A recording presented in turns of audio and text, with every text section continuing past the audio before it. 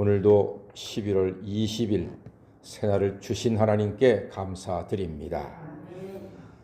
요한계시록은 소아시아에 있는 7교회를 향한 예수님의 예언의 말씀입니다. 그래서 오늘날 우리 교회와 모든 성도의 삶을 돌아보고 또 온전하게 가꾸는 기회가 될 것입니다. 자, 먼저 7교회 중에 첫 번째 교회인 에베소 교회를 향한 말씀이 기록되어 있습니다. 먼저 칭찬을 하시네요. 2절 말씀 보니까 내가 내 행위와 수고와 내 인내를 알고 또 악한 자들을 용납하지 아니한 것, 예수님이 칭찬하십니다. 악한 자들을 용납하지 않았다. 그들이 자칭 사도라 하되 아닌 자들을 시험하여 그래서 그의 거짓된 것을 드러냈다. 그렇게 말씀하십니다. 예수님의 십자가와 부활에서 흔들리지 않은 믿음을 칭찬하신 것입니다. 이 믿음은 칭찬받아 마땅합니다. 사랑하는 여러분, 세월이 아무리 가도 어떠한 시대에 살고 있더라도 어느 곳에 살고 있더라도 예수의 십자가와 부활은 우리의 영생과 구원을 위한 하나님의 선물이니 예수의 십자가를 붙잡고 그 속에서 흔들리지 않는 온전한 믿음 생활 이어가시는 성도가 되시기를 간절히 소망합니다. 그런데 그걸로 끝나는 것이 아니었어요. 또 3절 말씀 보니까 칭찬하시기를 주의 이름을 위하여 참았다고 했습니다. 내가 참고 내 이름을 위하여 견디고 게으르지 아니한 것을 칭찬하십니다. 우리가 참을 때가 참 많습니다. 사람을 향해서 특히 많이 참아야 되지요. 속 시원하게 할 말 다 하면 내 속은 시원하지만 상대의 속은 뒤집어지지 않겠습니까? 참는 자에게 복이 있습니다. 누굴 봐서 참습니까? 예수님 봐서 참는 것입니다. 나를 위하여 십자가를 참으신 예수님을 바라보시고 우리 주변에 있는 형제와 자매들을 참는, 견디시는 성도가 되시기를 간절히 소망합니다. 그런데 에베소 교회가 그건 잘했는데 책망을 받습니다. 그의 책망은 4절에 있습니다. 4절 한번 다 같이 읽어보겠습니다. 시작. 그러나 너를 책망할 것이 있나니 너의 처음 사랑을 버렸느니라. 예, 처음 사랑을 버린 것이 에베소 교회의 책망의 이유입니다. 처음 사랑이 식어지는 것은 우리의 과제입니다. 세례받고 직분받을 때는 얼마나 그 마음이 기뻤습니까? 그래서 직분받을 때에 그 결심이 식어져서 장로인지 권사인지 집사인지 잡사인지 막 자기 스스로 헷갈릴 때가 있지 않습니까? 여러분만 그런 게 아닙니다. 목사도 마찬가지입니다.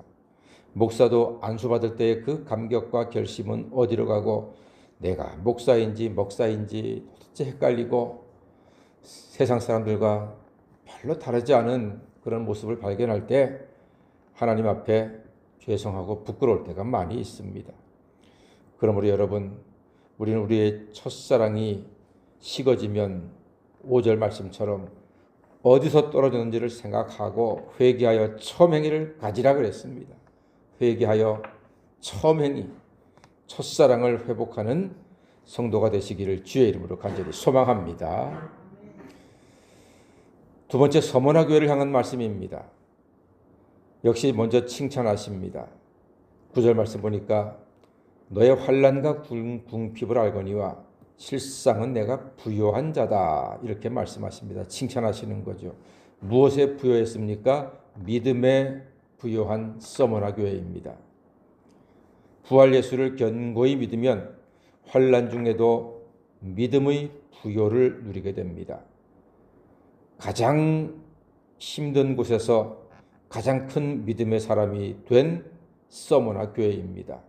서머나 교회 사람들이 환난과 궁핍 속에 있었는데 믿음에 부유한 사람이 되었다고 예수님이 칭찬하시는 거예요. 그러니까 마땅히 칭찬받아야죠.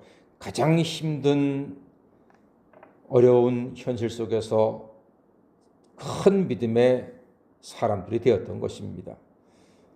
진흙에서 아름다운 연꽃이 핀다고 하지 않습니까? 여러분, 연꽃이 부처님 꽃입니까? 아닙니다. 왜 연꽃이 부처님 꽃입니까? 하나님 꽃입니다. 수국이 절꽃입니까? 아닙니다. 수국도 하나님의 꽃입니다. 세상 모든 아름다운 꽃은 하나님의 꽃입니다. 연꽃처럼 진흙에서 피어난 아름다운 꽃, 이 꽃은 서머나 교회 교인들의 모습입니다. 환난과 궁핍 가운데에서도 믿음의 부요한 자가 되었으니 얼마나 아름답습니까? 서머나 교회를 보면은 마치 진흙에서 핀 아름다운 연꽃 같은 모습입니다.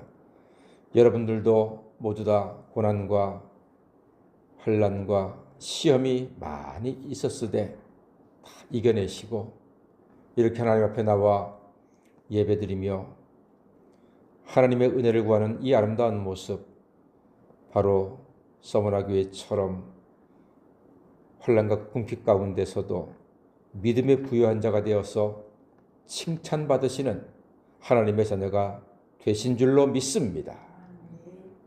자, 그런데 서머나 교회에 주시는 선물이 있습니다. 믿음의 부유한 자가 될 때 그 선물 보니까 10절 말씀 보니까 그 유명한 말씀이죠. 마지막에 내가 죽도록 충성하라. 그리하면 내가 생명의 관을 내게 주리라. 생명의 면류관을 주신다는 말씀입니다. 죽도록 충성하면 생명의 관을 주신답니다. 필사직생의 이순신 정신 아니겠습니까? 죽을 만큼 충성해도 죽지 않고 오히려 생명의 면류관을 선물로 받게 되는 것입니다. 누구에게 충성합니까? 부활하신 우리 구주 예수 그리스도께 충성하는 것입니다. 어떤 분은 교회에서 충성하면 목사에게 충성하는 줄 알아요. 아닙니다. 목사에게 충성하는 것이 아니라 교회에서 여러분이 여러 가지 모양으로 충성하는 것은 다 우리 구주 예수님 십자가에 죽으시고 부활하사 만왕의 왕이 되신 영광의 주님 예수님께 충성함으로써 사랑받고 인정받는 하나님의 자녀가 되신 줄로 믿습니다. 특히 예수가 하신 말씀을 듣고 마음으로 새기며 순종할 때 생명의 면류관을 얻게 됩니다. 부디 오늘 말씀처럼 주의 이름을 위하여 참으시고 회개하여 첫사랑을 회복하시며 힘든 인생 중에도 믿음에 부여하시고 부활 예수를 바라보고 충성하여 생명의 면류관을 다 받으시는 아름다운 믿음의 새벽 성도가 다 되시기를 주의 이름으로 간절히 축원합니다. 아멘. 기도하겠습니다.